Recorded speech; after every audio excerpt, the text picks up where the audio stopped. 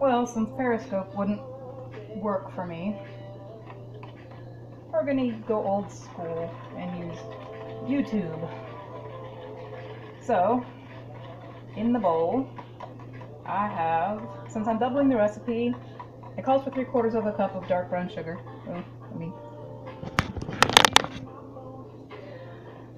It calls for 3/4 cup dark brown sugar, 2 eggs, and 1 egg yolk. By the way, while I'm mixing, that's the Ms. Pope. Well, you can't really see him. His head's in the Anyway, before you can add anything to the pumpkin mixture, it's just pumpkin puree. That's all that's in it. Well, I put a little of the nutmeg in the pumpkin puree just because I was having trouble with my blender and I was trying to get a visual on what the pumpkin was doing in the blender. So, sorry, I don't have very good hands. This is hard work. Misbehaving, by the way, is playing. I wish I had a hand mixer, but I don't. So 2 eggs, 1 egg yolk. Now I doubled the recipe because I got enough pumpkin puree. Guys, I have enough pumpkin puree that I will be making pies for months. I name the pumpkin every year. Since I got this one on the pumpkin train, I named it Percy. Apparently, according to one of the parents on the train, Percy is like Thomas the Tank Engine's best friend. I don't know. This yolk is not wanting to break down. I really wish I had a hand mixer, but I don't. And I do not want egg yolks in my pie because one of these is going to the lady that runs, well, not runs, but cooks at the Damiano, which you can drop in and get free lunch or dinner or whatever meal they're doing. And she cooks for me all the time, so I promised her that one of the pies that I got from the pumpkin this year was hers. She cooks me all year. I mean, I don't go there every day, but you know, still, I go there a lot because I'm poor. Okay, this is gonna have to be good enough. My wrist is killing me. Then you add what would ideally be well blended egg and brown sugar.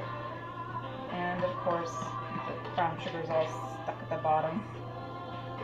But you add it to the pumpkin puree. Where's my spatula? Spatula is in the bowl of the rest of my puree, so y'all are going to get to see that. And I may as well put the eggs away while I'm getting the pumpkin puree.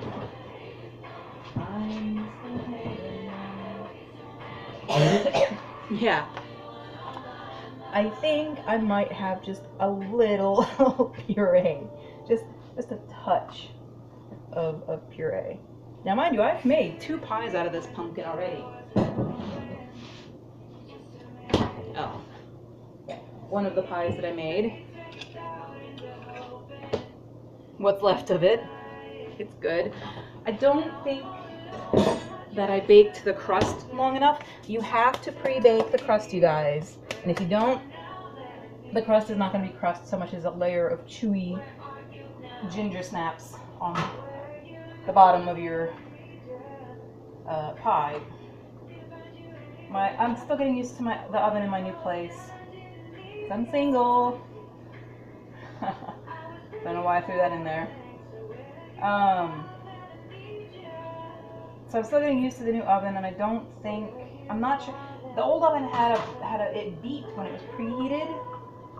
This one doesn't, that I can tell, doesn't have like a light or a beep or a click. I don't know.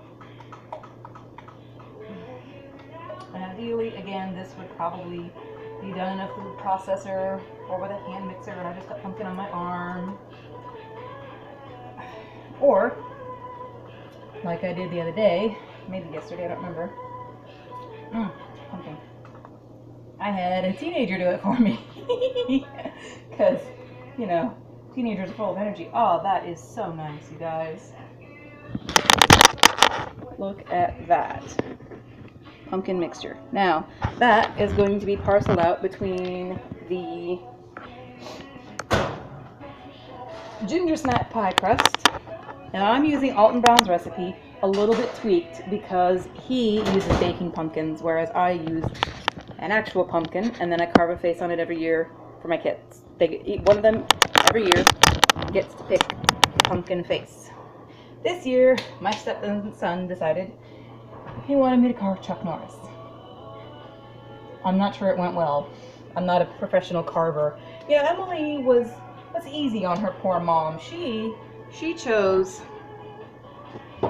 a traditional jack-o'-lantern face with one eye and a traditional jack-o'-lantern grin. Connor, last year, couldn't decide whether, greasing the pans, couldn't decide whether he wanted a cat or a witch, so I did a cat wearing a witch's hat. And I take pictures of the carved faces, and then I take pictures as I destroy the pumpkin faces. And I post them on Facebook so the kids can see them. And this probably isn't the most hygienic thing using my hand, but I'm probably going to be the only one eating these. Oh, yeah. I was almost in this video, but I didn't realize that the lift bridge was protected. I love how Kirsty does the thing. It's just such spontaneous attitude, or sass, or whatever it is you call it. I wish there was a better way to do this. Probably should have left the wrapper on, but I'm going to use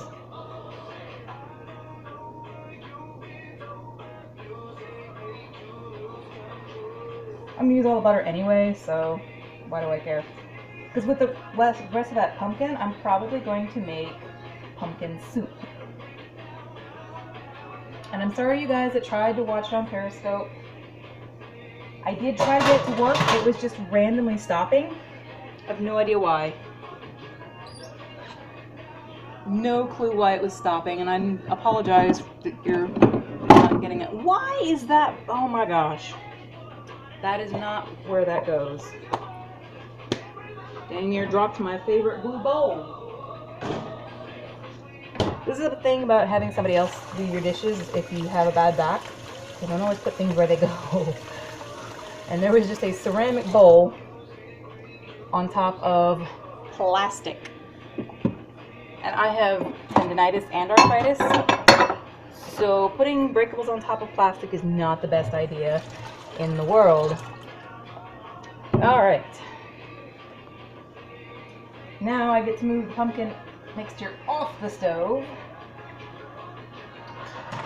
because I have to pre-bake that crust. Since I know that the first two didn't bake properly, I'm going to rebake it. I know it's not supposed to be in the oven before it preheats. I will forget to put it in there. And I'll have a smell to remind me to check it. Anyway, so you preheat the oven to 350. I'd show you, but it's not very clear numbering. And you pre-bake the crust. And again, this is the Alton Brown's recipe. You pre-bake the crust for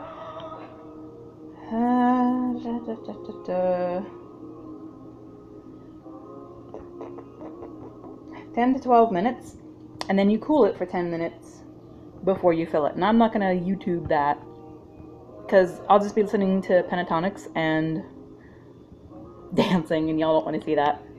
Periscope would be different because you have to be talking, but YouTube, Anyway, so cool 10 minutes before filling. And the filling, I'm going to try not to drop the camera, is this beautiful stuff here. In the filling,